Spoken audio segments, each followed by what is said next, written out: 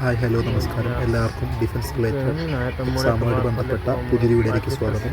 So നമ്മളിന്ന് നോക്കാൻ പോകുന്നത് മോഡേൺ ഹിസ്റ്ററി, അതായത് മോഡേൺ ഹിസ്റ്ററിയിലെ വളരെ ഇമ്പോർട്ടൻ്റ് ആയ ടോപ്പിക്കാണ്.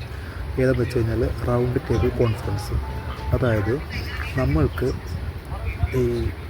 ഏകദേശം 3 റൗണ്ട് ടേബിൾ കോൺഫറൻസാണ് നടന്നത് മൊത്തമായിട്ട്. അത് നമുക്ക് സ്വാതന്ത്ര്യത്തിന് വേണ്ടി ബന്ധപ്പെട്ട് നമ്മുടെ ഇവിടുത്തെ സമര സേനാനികളും ബ്രിട്ടീഷ് നേതാക്കളും തമ്മിൽ ലണ്ടനിൽ വെച്ച് നടത്തിയ 3 മീറ്റിങ്ങുകളാണ് റൗണ്ട് ടേബിൾ കോൺഫറൻസ് 3 സോ നമുക്കത് വളരെ ഇമ്പോർട്ടൻ്റ് ആയ ടോപ്പിക്കാണ്. നമുക്കതെല്ലാം നോക്കിയാലൊന്ന്. ആദ്യം ഫസ്റ്റ് റൗണ്ട് ടേബിൾ കോൺഫറൻസ് നടന്നത് 1930 നവംബർ മുതൽ 1931 ജാനുവരി വരെ, 30 നവംബർ 31 ജാനുവരി വരെ. ഓക്കെ, നടന്നത് ലണ്ടനിലാട്ടോ. എല്ലാ വിക്കറ്റിലും അവിടെ ലണ്ടനിൽ തന്നെയാണ്. പിന്നെ ഇതിൻ്റെ ഏറ്റവും വലിയ ഫീച്ചർ എന്ന് വെച്ചാൽ കോൺഗ്രസ് പങ്കെടുത്തിട്ടില്ല. ഈ ഫസ്റ്റ് റൗണ്ട് ടേബിൾ കോൺഫറൻസിന് കോൺഗ്രസ് പങ്കെടുത്തിട്ടില്ല. Congress did not participate because leaders are in jail. അതായത് ഈ സമയത്തിൽ സിവിൽ ഒബീഡിയൻസ് മൂവ്മെൻറ്റ്, അതായത് നിയമലംഘന പ്രസ്ഥാനം നടക്കുന്ന സമയമായിരുന്നു. അതായത് ഈ സമയമായതുകൊണ്ട് പ്രധാനപ്പെട്ട കോൺഗ്രസ് ലീഡേഴ്സൊക്കെ ജയിലിലായിരുന്നു. അതുകൊണ്ട് തന്നെ അവർ ഇത് ബോയ്ക്കോട്ട് ചെയ്യാതെ ചെയ്തത്. അതുകൊണ്ട് തന്നെ എൻ്റെ ഫീച്ചർ എന്താ വെച്ചാൽ കോൺഗ്രസ് പങ്കെടുക്കാത്ത റൗണ്ട് ടേബിൾ കോൺഫറൻസാണ് ഫസ്റ്റ് റൗണ്ട് ടേബിൾ കോൺഫറൻസ്. ഇതിൽ പങ്കെടുത്തവരാരൊക്കെയാണെന്ന് വെച്ച് കഴിഞ്ഞാൽ Muslim League, liberals, princes, Ambedkar, Hindu മഹാസഭയും പങ്കെടുത്തു. Okay, Muslim League, liberals, princes, Ambedkar, Hindu മഹാസഭയും പങ്കെടുത്തു. ഇതൊരു സക്സസ് അല്ലായിരുന്നു. എന്താണ് കാരണം? Because Congress is absent.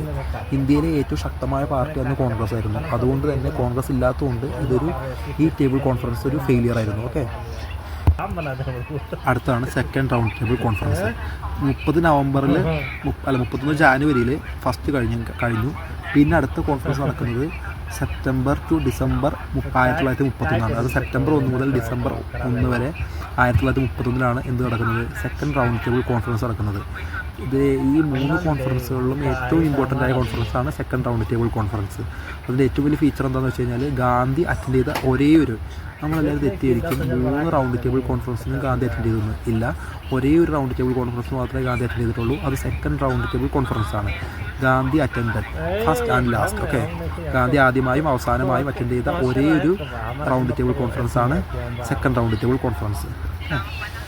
After, അതായത് ഇതിലേക്ക് ഗാന്ധി എത്താൻ കാരണം ഗാന്ധി ഇർവിൻ ഉടമ്പടി, അതായത് Gandhi Irwin pact, 1931 Gandhi Irwin pact പ്രകാരം ഡിസൊബീഡിയൻറ്റ്, അതായത് നിയമലംഘന പ്രസ്ഥാനം കുറച്ച് കാലത്തേക്ക് suspend disobedient movement and take part for second R T C പറഞ്ഞു കഴിഞ്ഞാൽ റൗണ്ട് ടേബിൾ കോൺഫറൻസ്. അതായത് ഗാന്ധി ഇർവിൻ ഉടമ്പടി പ്രകാരം ഗാന്ധി ഡിസൊബീഡിയൻറ്റ് മൂവ്മെൻറ്റ് സസ്പെൻഡ് ചെയ്യുകയും അതോടൊപ്പം തന്നെ സെക്കൻഡ് റൗണ്ട് ടേബിൾ കോൺഫറൻസിൽ പങ്കെടുക്കാവുന്ന ഏൽക്കുകയും ചെയ്യാണ്.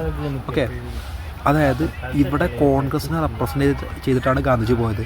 കോൺഗ്രസ് റെപ്രസെൻറ്റേറ്റീവ് ആരാണ്? മഹാത്മാഗാന്ധി എലോൺ. മഹാത്മാഗാന്ധി ഒറ്റയ്ക്കാണ് കോൺഗ്രസിനെ റെപ്രസെൻറ്റ് ചെയ്യാൻ പോയത്.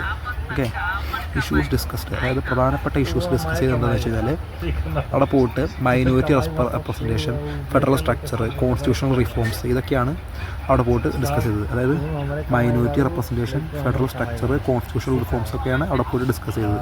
ഓക്കെ, ഇതും ഒരു ഫെയിലിയർ ആയിരുന്നു. സെക്കൻഡ് റൗണ്ട് ടേബിൾ കോൺഫറൻസും ഒരു ഫെയിലിയർ ആയിരുന്നു. കാര്യം എന്താ വെച്ചാൽ ഡിസഗ്രിമെൻറ്റ് ഓവർ മൈനോറിറ്റീസിൻ്റെ ഡിസഗ്രിമെൻറ്റ്, പിന്നെ British unwilling to give full freedom. നമ്മൾ ആവശ്യപ്പെട്ടത് ഫുൾ ഫ്രീഡത്തെയാണ്, പക്ഷേ ബ്രിട്ടീഷ് അത് തരാൻ ബ്രിട്ടീഷിന് താല്പര്യമില്ലായിരുന്നു. സോ അതൊരു കാരണമാണ്. പിന്നെ conflict between Gandhi and minority group. അവിടെ മീറ്റിങ്ങിൽ പങ്കെടുക്കാൻ വന്നിരുന്ന മൈനോറിറ്റി ഗ്രൂപ്പും ഗാന്ധിയും തമ്മിലുള്ള ഒരു കോൺഫ്ലിക്റ്റും കാരണം ഇത് ഒരു ഫെയിലിയറായി തീരുകയാണ് ചെയ്തത്. So second round table conference വളരെ ഇമ്പോർട്ടൻ്റ് ആണ്. ഗാന്ധി പങ്കെടുത്ത ഒരേ ഒരു കോൺഫറൻസാണ്.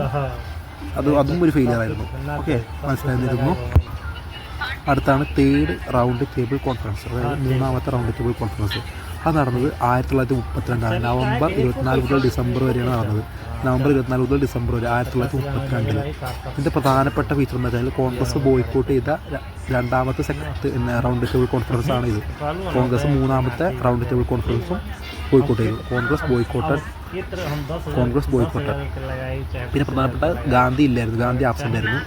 ഓൺലി 46 ഡെലിഗേറ്റ്സ് അറ്റൻഡ്, അതായത് 46 പ്രതിനിധികൾ മാത്രമാണ് ഇത് അറ്റൻഡ് ചെയ്തത്. ഓക്കെ, അതും വളരെ ഇമ്പോർട്ടൻ്റ് ആണ്.